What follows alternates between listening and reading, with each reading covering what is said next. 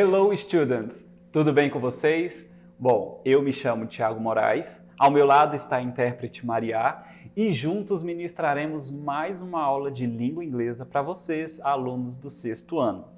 Bom, na aula de hoje, nós vamos falar um pouquinho sobre as classes gramaticais e também vou deixar alguns exercícios para que vocês possam praticar, certo?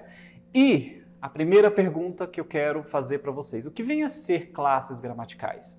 Quando a gente fala disso, a gente precisa pensar que todas as palavras que compõem não só a língua inglesa, mas a língua portuguesa, também as outras línguas, as demais línguas, fazem parte de um grupo específico de palavras, né? Se você pensa em uma palavra como porta, ou cadeira, ou estudante, ou bonito, feio, grande, pequeno, todas essas palavras pertencem a um grupo específico, né? Umas palavras pertencem a um grupo, outras pertencem a um outro grupo, e é sobre isso que nós vamos conversar um pouquinho, sobre essas classes de palavras, esses grupos, só que em inglês, obviamente.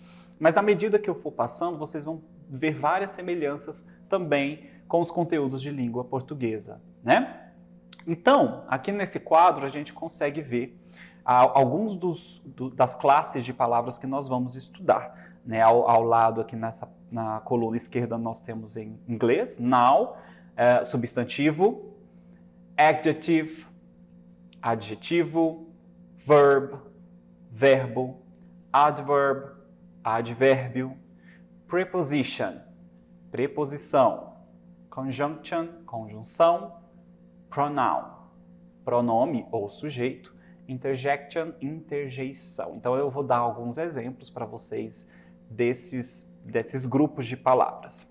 Vamos lá? O primeiro de todos, né? Noun, ou em português, substantivo. São os nomes que nós damos às coisas. Então a gente pode ver aí um carro, que em inglês é car, yes. Temos casa, que é house, woman ou man, que é mulher, homem e por aí vai. Tudo aquilo que a gente nomeia, né? Nome das coisas, dos objetos, tudo mais. O próximo são os adjectives, que em português são os adjetivos, que são palavras usadas para darem qualidade a alguém ou a alguma coisa. Elas descrevem e dão características às coisas. Nós temos esses dois exemplos. Em inglês nós temos essa gravura aqui com essa menininha, com esse coelho do lado, que em inglês é beautiful girl, que significa menina bonita, old man, homem velho. Ou seja, nessas duas frases, quais são as palavras que são caracterizadas como adjetivos, né? Nessa frase da menininha, nós temos beautiful, que é a qualidade dela ser bonita. E na segunda imagem, nós temos old, que significa velho, que é a característica desse homem, né? Ele ser velho. Bom, seguindo, nós temos uma classe muito importante, que são os verbos, que em inglês nós chamamos de verbs, que são palavras que servem para indicar ações, isto é, ações que são praticadas pelos sujeitos. Nós temos aí, em inglês, essa primeira frase, né? He plays soccer. Ele joga futebol. Né? A segunda imagem, the kids study English. As crianças estudam inglês. Então, se você parar para pensar, quais são os dois verbos nessas duas imagens? Quais são as ações que os sujeitos dessas imagens estão praticando? Na primeira imagem, nós temos o verbo play, né? Que aqui está escrito com S, plays, né? Porque a gente está indicando o pronome he, né? Que é ele, terceira pessoa do singular. E na segunda imagem, nós temos o verbo stud, que é a ação dessas crianças, delas estudarem. Então, o verbo stud, estudar, certo? Seguindo, nós temos os adverbs, que são os advérbios, que servem para adicionar uma informação extra a um adjetivo ou a um verbo. Muitos dos advérbios em inglês são caracterizados com o sufixo, que é uma expressãozinha que vem no final da palavra, que em muitas em inglês é o ly, que é pronunciado li, né? No caso, após a palavra. e no final de algumas palavras, e que a partir daí forma uma nova palavra, né? Muitos advérbios em inglês podem ser not, que é não, just, apenas, very, que significa muito, soon, que também pode ser very, né? E aí a gente tem alguns exemplos, né? Por exemplo, Goiânia is very beautiful. Goiânia é muito bonita. A segunda imagem, Sarah speaks English fluently. Sarah fala inglês fluentemente. Então aqui, nessa primeira imagem de Goiânia, nós temos o advérbio very, que significa muito. E na segunda imagem nós temos o fluently, que o LY foi adicionado a essa palavra, né, para indicar que a Sarah fala fluentemente, né? Dando seguimento, nós temos as prepositions, as preposições, são palavras muito importantes, diga-se de passagem, porque elas podem indicar ou expressar uma relação no tempo, quando algo acontece, ou no espaço onde algo acontece. E podem expressar várias relações abstratas também. Nós temos alguns desses exemplos aí. Olha só a imagem dessa menina no parque. Brenda is at the park. Brenda está no parque. O at, que é a preposição usada nessa frase, ela está expressando algo ao espaço, né? Onde a menina está. Né? Na segunda imagem nós temos essa frase. The cell phone is beside the book. O celular está do lado do livro. Então a gente tem outra preposição, que é o beside, né? Que representa, que significa do lado, né?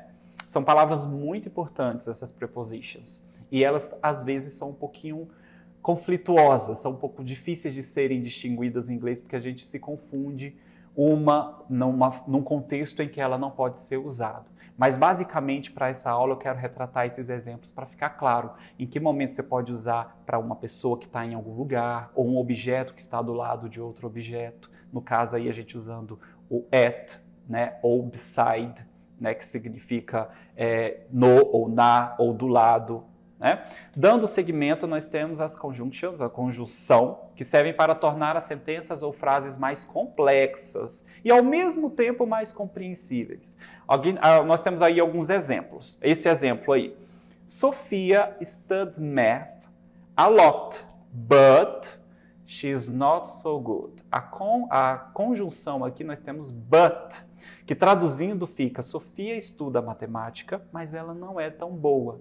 Então esse mas ele vem para complementar e quebrar a ideia da frase, né? Por mais que ela estude muito matemática, ela não é tão boa. O mas serve para diferenciar. E essa conjunção serve para trazer essa ideia nas frases, para complementar uma ideia a outra. Nós temos nessa mesma imagem, nós temos um outro exemplo, que é com although Sophia studies math a lot, she's not so good. Que significa, embora Sofia estude muito matemática, ela não é tão boa. Nós vemos aí outro exemplo de conjunção, que é although, que significa embora, e que traz essa ideia de complementação de uma ideia a outra numa mesma sentença. Yes?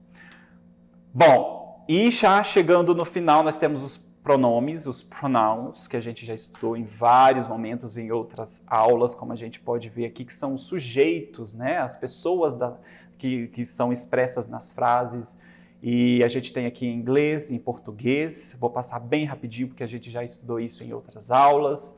E eu deixei aqui até alguns exemplos. Aqui nós temos essa frase em inglês. I teach English. Eu ensino inglês. Ou she plays guitar. Ela toca violão, né?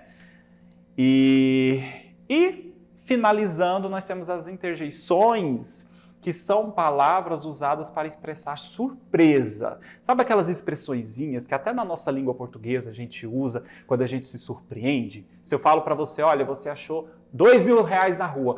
What? Sabe essa expressão? Isso é chamado de interjeição, que da mesma forma que acontece na língua portuguesa, nós temos algumas em inglês. Eu tenho esse diálogo aí entre o Bob e o Peter, eu quero ler em inglês para você sentir o som dela e eu depois vou traduzir. Vamos lá? Hey Peter, this is my new car. Wow, it is so amazing, I liked it. Yeah, but it's but it was so expensive. Hã? So expensive. Traduzindo isso aqui a gente tem. Ei, Pedro, esse é o meu novo carro. Uau, ele é incrível. Eu gostei. Sim, mas foi muito caro. Muito caro. Tá vendo essas expressões que mostram as nossas emoções? Isso são as interjeições. Bom, gente, para finalizar, eu quero que vocês pratiquem um pouco e percebam nesse primeiro exercício os verbos, né? A gente vai pesquisar os verbos nessas frases, tá bom? Nós temos aí 4 frases e eu quero que vocês assinalem os verbos de cada uma delas, tá bom? No segundo exercício, eu quero que você preencha as frases com cada um desses adjetivos, que é outra classe de palavras que nós estudamos, que servem para dar qualidade, né? Nós temos 4 exemplos aqui também, certo? E eu quero que você leia esse texto depois e retire um exemplo de cada palavra pertencente às classes gramaticais. Eu não vou ler esse texto em inglês, eu quero que vocês leiam sozinhos, né? E eu quero que vocês busquem nesse texto um exemplo de pronoun, pronome, outro exemplo de preposition, preposição, um exemplo de adjective, adjetivo, e um exemplo de conjunction, que é conjunção. Pode ser um, se você achar mais de um, fica ótimo, fica a seu critério. Certo? Bom, então hoje nós estudamos sobre as classes gramaticais, mostrei para vocês alguns exemplos, eu espero ter sido claro nessa aula. Por via das dúvidas, alguma dúvida, acesse ao nosso portal, tem todo esse conteúdo lá na íntegra para você e continue praticando. Eu espero ver vocês em outro momento, em outra hora, e por hoje é só. Bye bye, students!